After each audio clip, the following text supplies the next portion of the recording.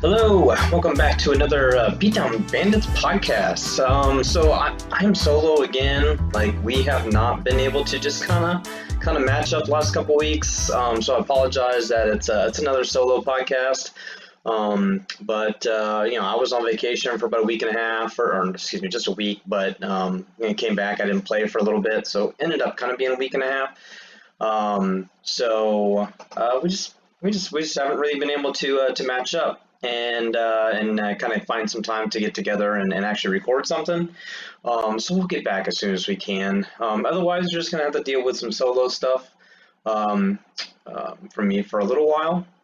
Which, like I said, shouldn't be too long. We should be back to at least recording some stuff this week.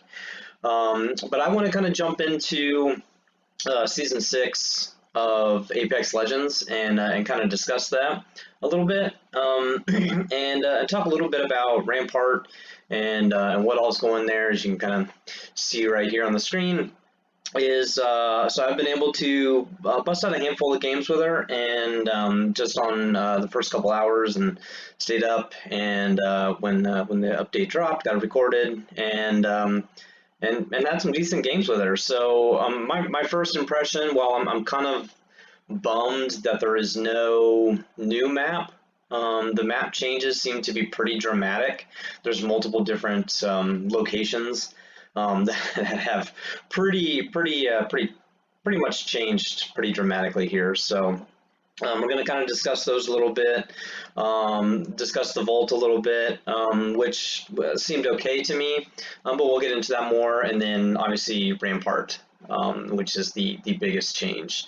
So real quick, first impressions, like I said, I was able to play a few games with her right off of the bat late last night, and she seems pretty. I don't want to say OP, but like my sign back here says, but pretty darn close. Just like that minigun is so good.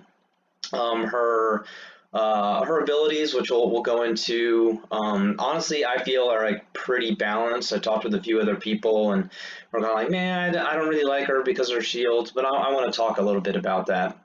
Now I feel it's a little more balanced than what people are giving her credit for. So let's jump into the map updates. As you can see here, the most obvious thing that you're going to see is this big giant Hammond Robotics missile looking thing. So that is the biggest thing. I'm not going to go through and read this blog here that you can see. But we'll kind of talk about this. Hammond Robotics continues to take over World's Edge. They're up to something nefarious, right? They have taken steps to upgrade World's Edge from changes to the dome, drill site, and other points of interest. So the southern lava parts is kind of where this is happening. Everything leading out from Harvester out to Mirage Voyage, which is obviously no longer, have been dramatically changed. I mean, there's a lot of different changes. So the drill site area, all that whole area out of train yard, it's a little bit more open. There's a nice path from like Skyhook coming out. It just seems to be very allow for a lot more flow, a little less like choke points, and I think it's going to open it up for just people to just rip into people. So I really like that. I think it's a great idea. So let's talk about Rampart. I think I played 3 games with her. I had like 6 kills. My best game, I had 3 kills and like 1,600 damage or 1,400 damage.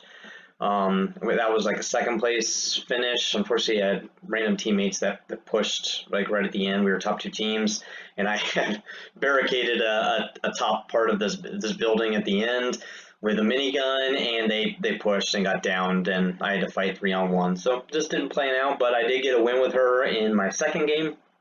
And it was pretty simple, basic game. It was like a 1 kill and like 500 damage game. I had one teammate just kind of go off. But anyway, I digress. So she is Rampart's a British Indian. She's 21 years old. She has a great personality. What I really like about her, she's very funny. A lot of her lines are really good. Reminds me of like a female Mirage. So that's kind of cool. I haven't had those two play together. I kind of wonder if they have some lines that go with each other. But she's got a big gun and a backpack full of scrap metal to get by in the dangerous Wild West world of the Outlands. Parika. I'm not sure exactly how her name is pronounced. I don't know my Indian very well. Brings her modded shields and knowledge of heavy weapons such as Sheila, which is her minigun that you can see here in that picture. That's what she calls her minigun. All right, so let's talk about her abilities. So her passive is the modded loader. So Rampart has increased magazine capacity and faster reloads when using LMGs and her minigun Sheila. So the modded loader also increases the amount of shots before overheating occurs and improves cooling when using the L-Star. So basically, when you use Rampart, you basically want to be picking up the L-Star and the Spitfire and things like that. You want to be picking those things up as often as possible. They're just really ridiculously vital for her to pick up. Her tactical, the amped cover. So Rampart builds a crouch cover wall. It's a short wall about waist high, but then it deploys a, well, here we go, full cover amped wall that blocks incoming shots and amps outgoing shots. A max of 5 amped walls can be deployed at a time. So the deal with the walls is when you first deploy them, it takes about 5 seconds for them to build all the way up and then for the amped wall to come up. When it's still being built, it's basically like a one-shot thing. So if somebody sees you popping that down, they can shoot it once.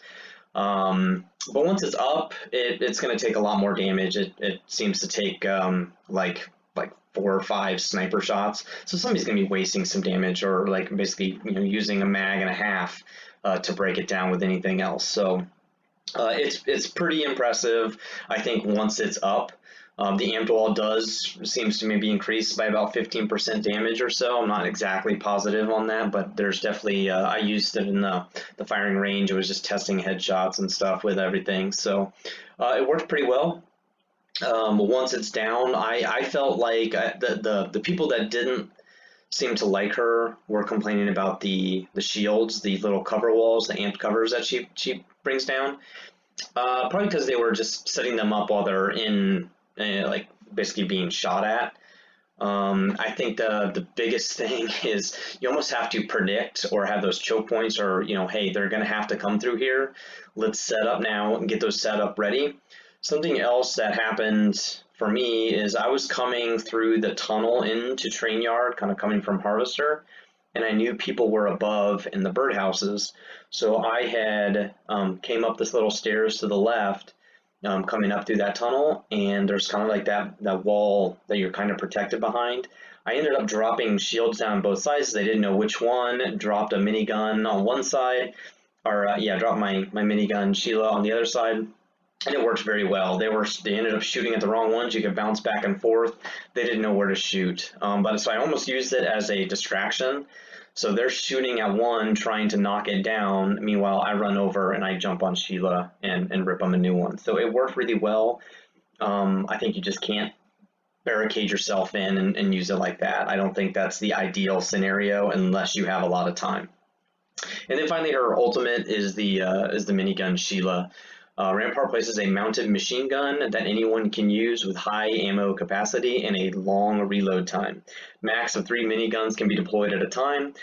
Straight up, if you can get to end game, you can get to that end circle first with your team, you can legit build up the 5 walls with 3 miniguns facing different directions and guarantee yourself a victory. The problem is you got to communicate with your teammates and make sure they kind of hang out there. Hey, I'll drop a minigun if I can get my get some ultimate accelerants and get these up for everybody and guaranteed victory. So yeah, I mean, I feel like she's really good. They're probably going to nerf her minigun at some point. Right now, I felt like it's super good. Definitely got a couple kills with that thing.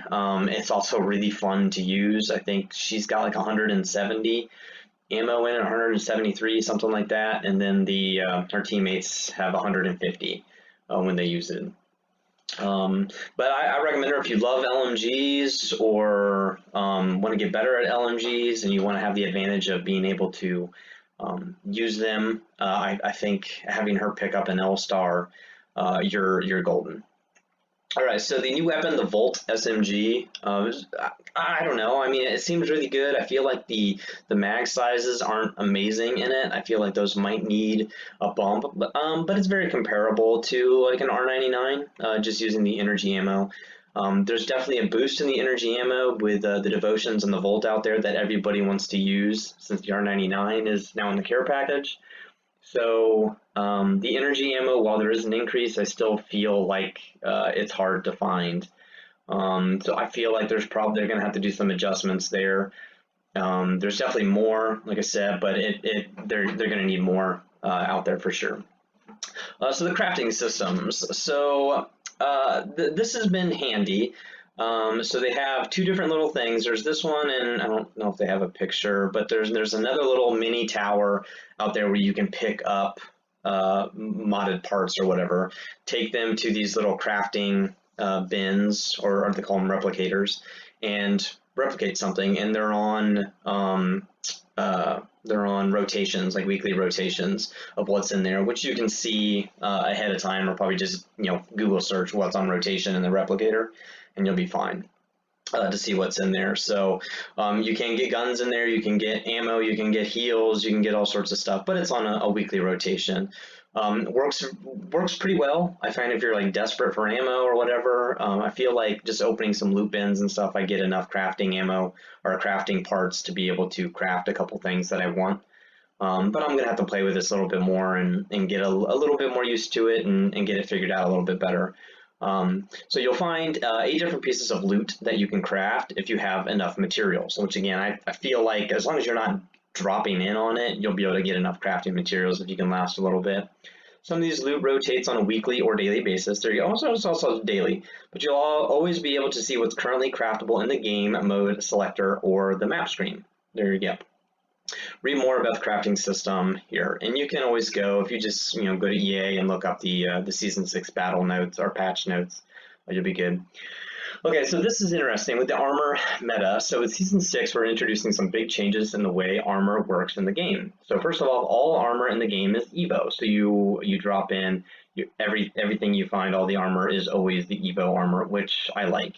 I don't like running into somebody when I have blue and they have red. That's a challenge. So this is actually going to convince people that they need to kind of go out and fight a little bit more. So I feel like we're going to see a lot of distance G7 shots and a lot of distance like Hemlock shots of just people trying to pop up and Evo their shields a little bit.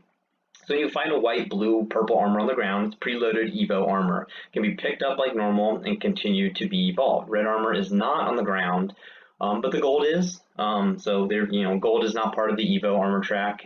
Can be found in rare locations, just like normal.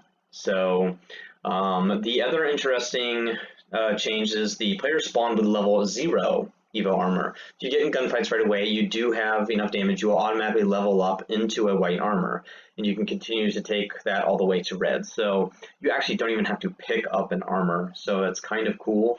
But I feel like you can find an armor of any color anywhere, so it's worth grabbing, but it's nice that you can drop in and already be able to Evo stuff if you're getting in a fight, which, it's called spade a spade, it happens a lot.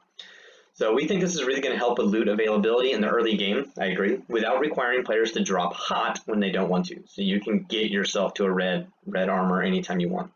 With all the changes in Season 6, players now have the opportunity to level up their shields through damage, luck, and ground loot, or through the crafting. The last big difference is that all armor, and this is interesting, so the armor is coming down by 25 health, so it's basically just going to be able to, you're going to be able to down somebody a little bit quicker, which to me is important because I always feel like I do tons of damage to somebody and then I just get, a couple little hits on me and I'm dead instantly. So I think that's very important. So basically, you can see here, it means purple and gold armor have 175 and not 200. So the max health you can really have is that 200 with the red. The gold and the purple is just like the 3 notches. So each one is 25. So the white and the blue is an additional 50, etc. So Damage, so there you can see new damage requirements. Damage to white 50, damage to blue 125, damage to purple 250, damage to red 500. So those are the requirements to level up. Now the hollow sprays, I'm working to unlock, so I got the battle pass, which I'm looking forward to. But these these should be fun. I haven't seen any yet. I'm sure a lot of people have bought all levels of the battle pass, but I'm not that crazy. I like to earn them, and so I'm working my way up. So looking forward to kind of unlocking some of these. They should be pretty funny to drop down on people. Just kind of a new way to taunt. It's pretty cool. The battle pass, I gotta admit, so I kind of went through and just looked at the battle pass when I bought it and looked at everything. The level 100 G7 skins, I thought was amazing. Actually, I liked the white 100 better than the 110 level. Amazing.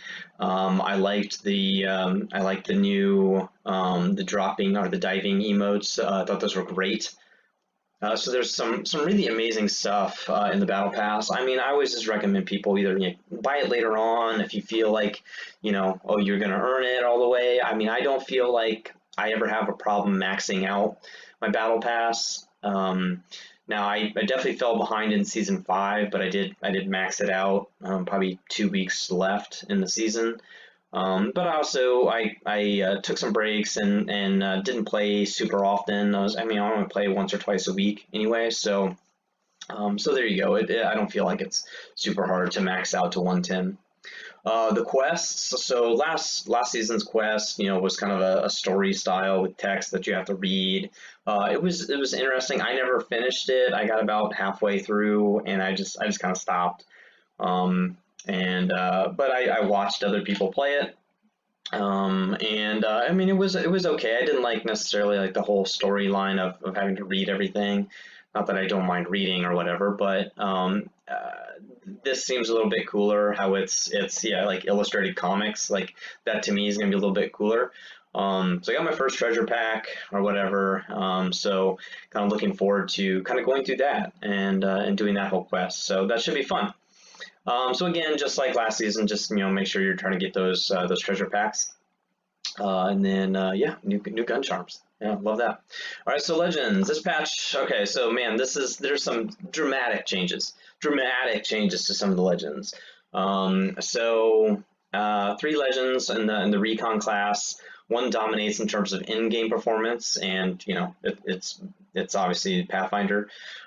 So there's some interesting changes here. So it seems to be the biggest effect is these 3 guys, is the recon fellas. So let's jump into them. So all recon legends, Bloodhound, Crypto, and Pathfinder can now use the survey beacons to get to the next ring location.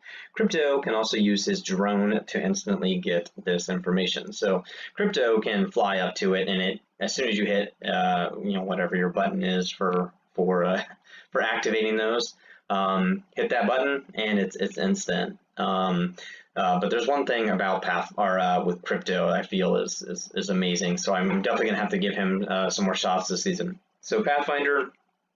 So bummer is, hey, now there's multiple. So what's Pathfinder's his passive ability? It's kind of almost taken away. So yeah, it makes Pathfinder less unique. So obviously we don't love that. So for now, we're going to give our friendly robot a small buff to his ultimate cooldown when he uses a survey beacon. But it says for now we're giving our friendly robot a small buff. So because it says for now, I kind of feel like they're going to do something else with him and change him. But yeah, so here you go. But in the future, we'll take another look at Pathfinder and see what else we can do to make him feel more unique. So I feel like they're gonna have to do something. So his passive, each time Pathfinder scans a survey beacon, the total cooldown of the zipline gun is reduced. So that is his ultimate ability. And then his zipline gun cooldown is reduced by 10 seconds each time Pathfinder scans a beacon. And there's up to 6 rings per game, means the total cooldown of a zipline gun can go from 2 minutes to 1 minute, so 120 seconds to 60 seconds. So it's an okay like mini buff. I don't know. I don't feel like it's quite enough. So something else is going to be happening. I think the biggest thing is for him is his tactical. It needs to be dropped to 25 seconds for sure. Bloodhound. So Bloodhound, this is a pretty major buff as well. All these guys kind of got some interesting things. So Bloodhound fulfills a very clear role in Apex.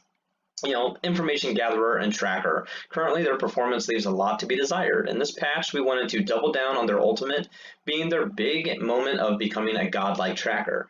Bloodhound already gives some information to the enemy when they scan or use the ultimate. It makes a noticeable sound, right? So you think there's room for a lot more power during the ultimate. So Beast of the Hunt now gains even more duration when Bloodhound scores a knockdown. So I think it was, I want to say 5 seconds. Yeah, so 5 seconds. So every time from a knockdown is 5 seconds, and then you can get anywhere between 5 to 15 seconds based on remaining duration. Pretty cool. All right, Eye of the Allfather during Beast of the Hunt. Eye of the Allfather now comes out twice as fast and has a much shorter cooldown. So every 6 seconds during Beast of the Hunt, you can use the Eye of the Allfather, the scan. Amazing, right? And Eye of the Allfather total uses during time from Beast of the Hunt, 1.8 seconds to 0.9 seconds. Pretty impressive, right? So you can be scanning like crazy while in Eye of the Allfather, but it's important to get downs. So Crypto. So Crypto, I feel like now he's got to be like jumping into like the meta for season 6. I mean, I feel like he's got to. So let's go through this. Crypto, particularly interesting recon character. The amount of information he can gather for his team when the drone is very high, but the fact he has to switch over to his drone leaves him vulnerable and often at a great distance from his team, and that's very true.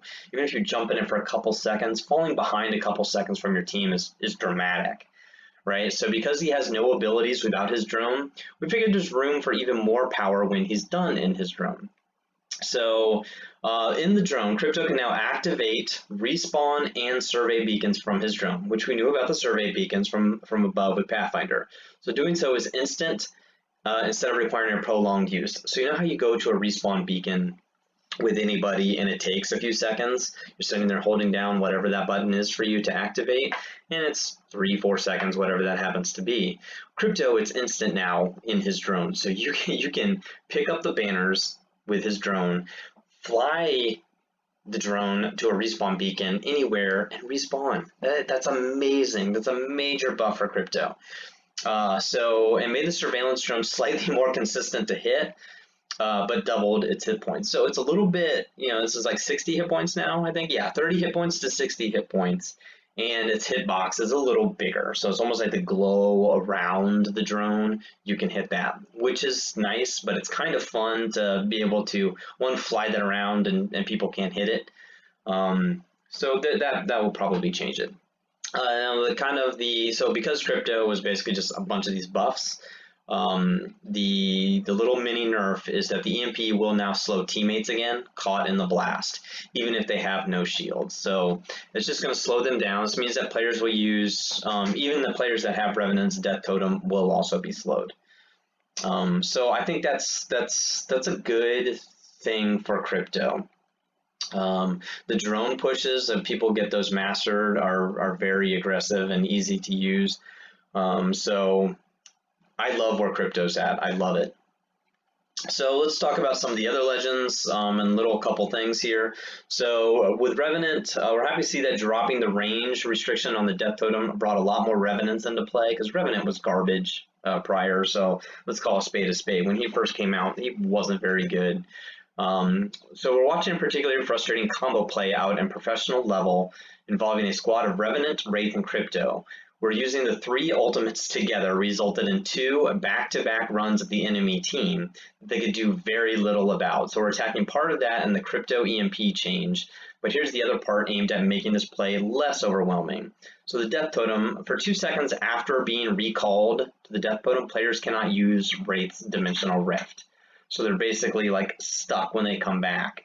So that's a big thing with is you put the Death Totem down right next to where Wraith creates her portal, your teammate, and then you could go through that super fast, attack the team, come back with 75% health basically, and then go right back in. It's way too much. It's bad enough sometimes where if the death totem is fairly close and they push you super quick, you kill all three of them, but they're coming back already with 75% health while you've got nothing. So that's pretty major. All right, Octane can now use a stim while healing, so that's a good, nice little buff for him. But stim will not remove the slowdown you incur from healing. So, yeah, I mean, I think that's simple. Octane's supposed to just be a fun guy anyway, so I don't think he needed a ton. I'm okay with that. Loba, while Loba was initially very popular, she's been struggling to keep up more recently, so we're tossing her a little buff. If you're curious why we've chosen to buff her ultimate rather than her tactical, we're seeing that she has decent combat success, but that means with her on them don't win as much. With the teams with her on them don't win as much. Teams with Lifeline or Watson. Wait, that says teams with Lifeline or Watson, sorry. This suggests as her combat utility, that is to say how she funnels loot to her team, isn't doing enough, okay? So the black market basically just cooled down from 50%, 3 minutes down to 90 seconds. So she can pop that thing nonstop. Gibraltar defensive bombardment is increased cooldown from 3 minutes to 4.5, which is fine. Gibraltar is way too OP, so something there, I'm okay with that. Bangalore, the opposite, so decrease the cooldown from 4.5 minutes to 3 minutes. That's a decent little buff, but she still needs more. Wraith, dimensional. Honestly, I think doing this from 4.5 to 3 is good. I think they should have just increased the damage that it can do, or the spread, something, just a smidge. And then Wraith's Dimensional Rift increased the ultimate cooldown from 150 seconds to 210 seconds. So 2.5 to 3.5 minutes. So they added a minute to it. And then Watson, her Interception Pylon, just a slight increase, is it will now shoot down the Caustic Barrels in flight. So if somebody's tossing caustics into you when you have that trophy system down, it will stop them. All right, so loot, obviously with the devotion being back in and the vault now, there's the energy mags, and then added back in that turbo charger hop up for the devotion. The precision choke, which is interesting, so basically removed it, but now it's automatically on the Peacekeeper and triple take by default, but you can turn those off. Some people don't like them. Cool. So in the supply drop, everybody suspected this. The R99 is now out of the loot pool and in the supply drops. Damage increased up to 1, increased magazine size up to 32, and then the ammo reserve is 160. I messed around with it a little bit in the firing range. Pretty freaking good. Still hits the same. And then the Devo is out of the supply. So it's the R99, the Kraber, and the Peacekeeper are still in there. The Devo is back out, and then the clip size is reduced back to its original from last season, or 2 seasons ago. The gold weapons, Longbow, Hemlock, Spitfire, EVA 8, and the RE45, and then now there is the gold Devotion, Mastiff, Triple Take, Flatline, and the Vault. So I really want to find these gold ones for sure. I'm excited about all these. So. Updated loot, the sniper ammo, increased pickup from 8 to 12. I love it. Increased the stack size from 16 to 24. I also love it. I still think they're trying to push snipers a lot more than what they need to. Most really good players don't do that. The best use like SMGs and assault rifles, and they might have an assault rifle like a G7. And you're switching from like the marksman or whatever rather than an actual sniper. I don't know any elites who are running around with triple takes and sentinels and stuff like that too much. So they're really trying to push it. I get it, I guess. It's not for me. I'm not great with them. So meh. Energy ammo reduced amount picked up from 30 to 20. So weapon updates, this is major. The Hemlock I thought was good. At the beginning of Season 5, I really loved it. Towards the end, I didn't pick it up anywhere near as much. So the burst is super fast and less recoil. It wasn't major recoil anyway, but now it's a heck of a lot less, and the burst is faster. So you can see it burst the time between bursts 0.32 to 0.28. It's noticeable. It's not dramatic. Slightly reducing the recoil and pattern on second and third shots, so the first burst kicks less. Okay. Charge rifle now uses 2 ammo per slot and increase the mag size from 4 to 8. I don't know why. I don't know. Whatever. It seems to do the same thing, right? It uses double the ammo, but the mag is double. I don't know. Maybe somebody can explain that to me. So the charge rifle uses 2 ammo per shot, and they increase the mag size times 2. 4 point. Wow, I don't get it. I don't understand. Triple take buff, so the increased fire rate from 1.25 to a 1.4. Increase the mag sizes up 1 per each thing, and then build a hop up into the weapon by default, which we already talked about. Peacekeeper built a choke in by default. Again, you can toggle those off. Spitfire, so improved recoil controllability. This is big. I tried my best about a month ago to really improve with the Spitfire, so I picked it up a lot. I picked up the Wingman, which I wasn't hitting with, and I forced myself to pick them up, and I still sucked with the Spitfire. I don't know why. It might have just been recoil, as I don't use it super often, so I'm okay with this. I don't like running up against people who are good with the Spitfire, so this makes me a little nervous, but it'll be okay if I pick it up and just use Rampart. Rampart with an increased recoil Spitfire when she's got a bigger mag and faster reload, that's pretty major. Havoc recoil pattern is dramatically changed, so there's a lot of like weird horizontal recoil to the Havoc. They just kind of found like a happy medium in between last season and this season, I think. So it's good. Mozambique increased clip from 3 to 4.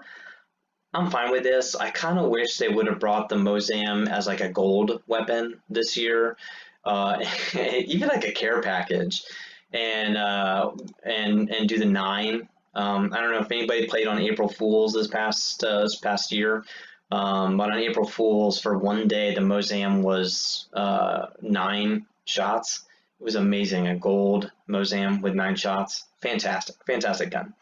P2020, it's kind of a side buff here. Increases damage up to 13 to 15, and decrease the hammer point damage multiplier 2.75 to 2.35.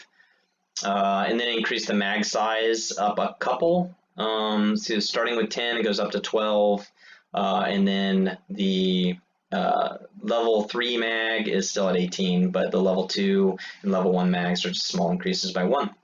Sentinel only requires 1 shield cell to charge if the player has the gold armor. That's fine. I don't know anybody who actually runs the Sentinel anymore. Now Prowler is interesting. So there's an increase in the horizontal recoil in the auto mode, which is probably good because the auto Prowler is very scary to run up against. But then a slight reduced vertical recoil in the burst mode. So I haven't really messed with that too much. I have not picked up the Prowler. I've just been trying to hunt, pretty much just trying to run the Volt as much as I could. So I'm gonna have to try to give that a shot. A lot of people don't use the burst too much, but I really enjoyed it. It's a lot of damage, so I feel like that's a pretty interesting buff to the Prowler.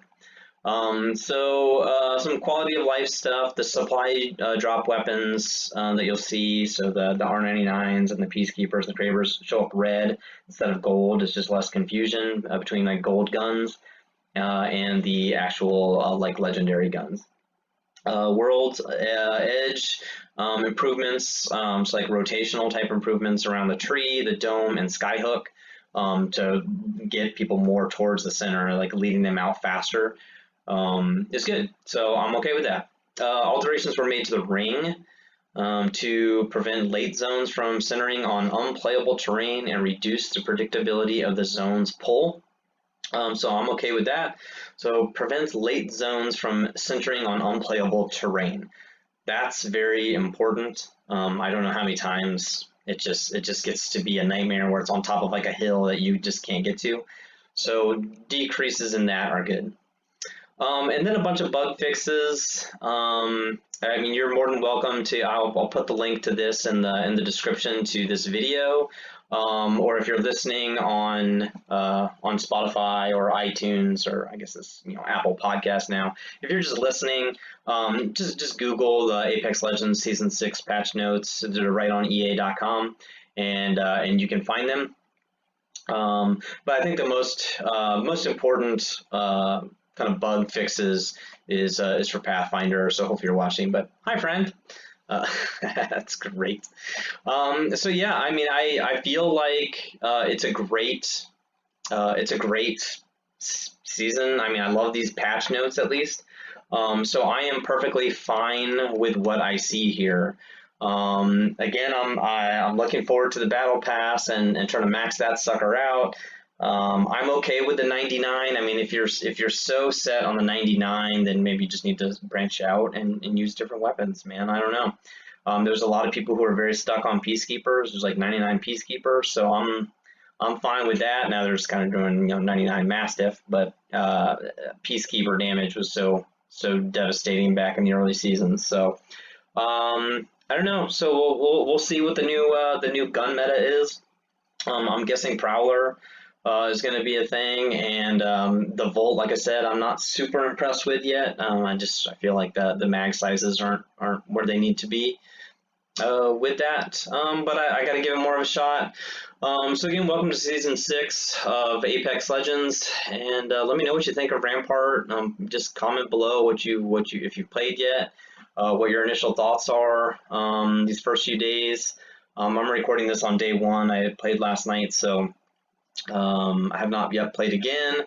So it was just kind of initial, real quick thoughts on Season 6 so far. So far, so good. I'm okay with things.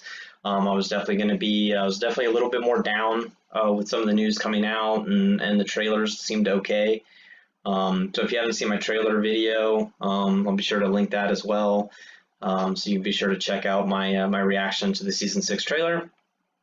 Otherwise, thank you very much for watching or listening. If you're watching on YouTube, you can also, if you're driving or whatever, you can listen to us on Spotify or Apple Podcasts. Just look up Beat Down Bandits, and you'll find us there.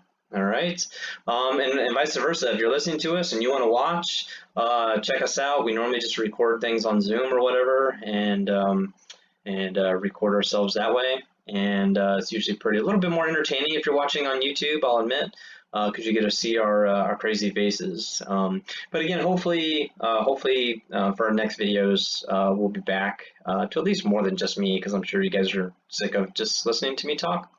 All right, guys, thanks for watching. Later.